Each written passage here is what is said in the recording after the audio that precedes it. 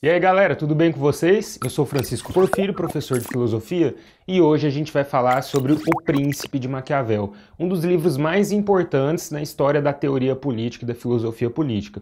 Mas antes de passar para a nossa videoaula, deixa sua curtida aí pra gente, né? Se inscreva no canal, clique também no sininho para receber notificações quando a gente postar um vídeo novo.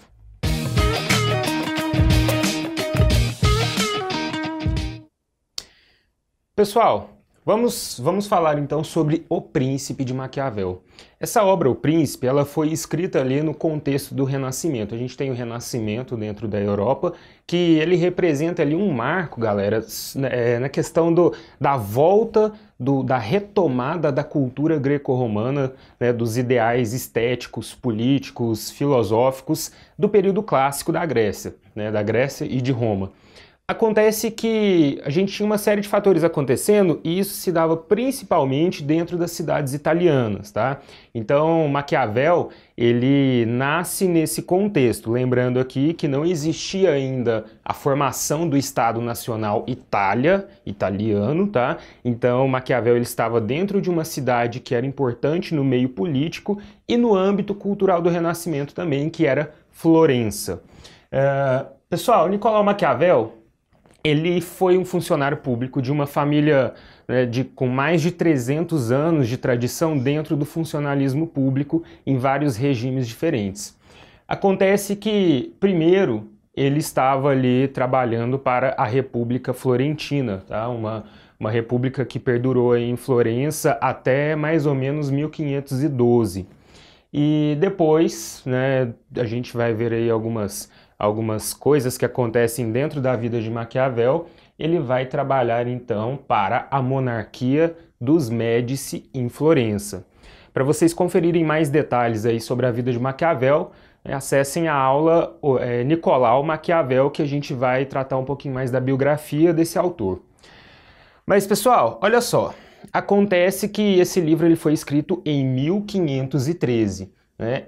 Quando, em 1512, quando acontece aqui o retorno da monarquia, monarquia dos Médici, Maquiavel ele foi exilado de Florença, tá? Então ele teve que se refugiar ali por conta de questões políticas, porque ele estava diretamente ligado ao governo republicano. E durante grande parte da vida dele, inclusive, ele foi um defensor da República. Em 1513 ele escreve O Príncipe, tá? Já no exílio ele vai escrever O Príncipe, e essa maneira, talvez assim, a gente pode considerar que O Príncipe ele seja uma forma ali que Maquiavel estava buscando de se reconciliar com a família monárquica que volta a dominar a cidade de Florença, tá? A monarquia ali dos Médici. Em 1519 ele vai ser anistiado e ele pode, então, voltar para Florença, tá? Acontece que a partir de então, né, a partir de O Príncipe, ele que era um autor republicano, um defensor da República, ele ele passa a defender a monarquia, tá? E a gente vai ver ali qual que era o argumento dele que está dentro de O Príncipe para isso. Mas, falando sobre a obra especificamente, ela possui 26 capítulos, tá? E uma dedicatória ao príncipe Lourenço II de Médici, né? Lourenço II de Médici ali, fazendo parte daquela família que estava de volta ao poder, Maquiavel escrevendo esse livro para ele como se fosse um manual para quando Lourenço II assumisse o poder, assumisse o trono, ele está fazendo ali uma reaproximação com os Médici. Acontece que nesse manual ele vai dar uma série de preceitos, de dicas, né, de um modo, né, vai falar sobre o modo como um governante, um bom governante deve se comportar, né, deve assumir ali, deve chegar ao poder e deve, como é que a gente pode dizer, deve manter-se no poder. Então, gente, Maquiavel, ele está defendendo aqui uma centralização do poder político, tá? Por isso essa defesa de sua monarquia. Mas por quê? Porque a Itália, lembrando que ela não era unificada, não existia ainda o Estado-nação italiano, tá? Então, se não existia esse Estado-nação, você tinha ali várias cidades diferentes que eram ali principados, ducados, né, ainda com regimes monárquicos, outras repúblicas, você tinha território ali também dominado pela Igreja Católica, né, você tinha territórios sob domínio germânico, então isso gerava muitas disputas políticas dentro do território italiano. E Maquiavel, ele está defendendo, então, essa monarquia, essa centralização do poder, como forma de resolver esses conflitos que estavam causando prejuízo ali para algumas partes da Itália, né, para algumas cidades. Então, quando ele está defendendo, né, quando ele passa de um defensor da república para um defensor da monarquia, ele está meio que defendendo também um modo de acabar com essa disputa, né, de acabar com aqueles problemas que estavam sendo causados ali. Tá? Ele reconhece apenas duas formas de governo dentro de O Príncipe em sua obra. São elas, né, república e monarquia, diferente de autores antigos que reconhecem outras formas de governo, como por exemplo Aristóteles, né, que vai reconhecer ali a monarquia, a aristocracia, a democracia e as suas formas degeneradas, etc.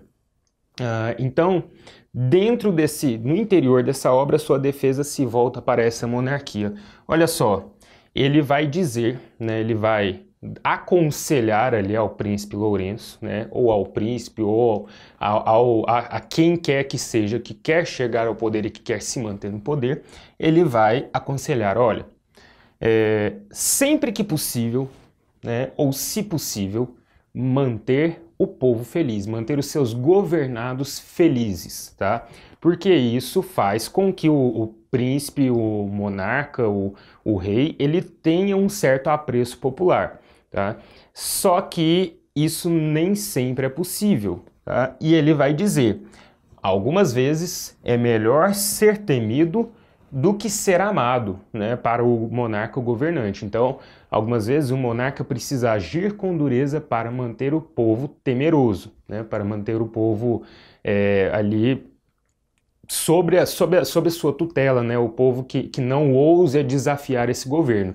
Então ele precisa, o monarca, o governante, ele precisa achar um modo de deixar o povo calmo, né, e de deixar o povo, às vezes, com medo dele também, tá? Então esses dois preceitos que ele está colocando aí, eles vão servir para a questão dessa manutenção do poder da monarquia que vai ser necessário muitas vezes, tá? A outra coisa que ele fala também interessante, ele vai dizer que boas ações, né, quando o monarca, o governante vai fazer algo bom para a população, ele não pode fazer de uma vez, ele deve ir fazendo aos poucos. Por quê? Porque ele vai sempre sendo lembrado como alguém que fez uma benfeitoria. Ao passo que se ele precisa fazer algo ruim, né, algo que de alguma maneira vai prejudicar o povo, ele deve fazer de uma vez, tá? Deve lançar de uma vez, por quê? Porque passa um tempo, os governados, né, a população acaba esquecendo, tá? Com isso, ele está fazendo aqui uma espécie de dissolução entre ética e política, entendendo aqui não qualquer tipo de ética, tá? Mas entendendo a ética como um processo de agir. Se a gente para pensar em uma ética aliada à política dentro da obra de Maquiavel, a gente pensa em uma ética finalista, que visa uma finalidade, porque quando ele fala dessas ações políticas do governante, ele está visando ali uma finalidade, né? Um fim. Por isso que é possível tirar da obra O Príncipe, muitas vezes, em algumas situações, a interpretação, os fins justificam os meios, né? Então, para se ter uma certa finalidade, você tem ali que passar por um meio que pode ser um pouco tortuoso, tá? Como no caso da questão da boa ação ou da má ação do governante, ou de manter o povo, né, com medo do governante, etc. Pessoal, só para finalizar, a gente precisa ter aqui a visão de dois conceitos que aparecem dentro da obra de Maquiavel. São eles virtude e fortuna, tá?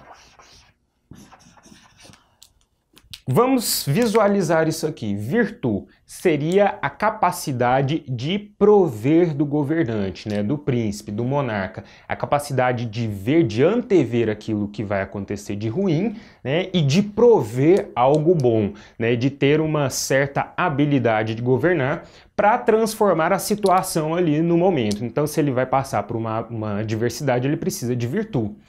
Já a fortuna, né, a gente imagina logo dinheiro, né, associa com a palavra dinheiro, mas na verdade ele está fazendo alusão aqui a uma figura mitológica antiga, que era a fortuna, que ela tinha uma espécie de roda, né, em que ela girava ali e ela poderia modificar o destino das pessoas. Então ela girava sua roda, né, se caísse em algo bom, né, uma espécie de peão ali, se caísse em algo bom, isso acontecia para a pessoa. Se fosse algo ruim acontecia para a pessoa. Então a gente pode analisar e interpretar a fortuna dentro da obra de Maquiavel como a boa sorte do governante. Então o bom governante ele deve ter essa habilidade de governo, né, e deve contar com a sua boa sorte também, porque a sorte pode abalar tudo ali. Por mais que o governante seja competente, ele pode ser atrapalhado pela sua má sorte.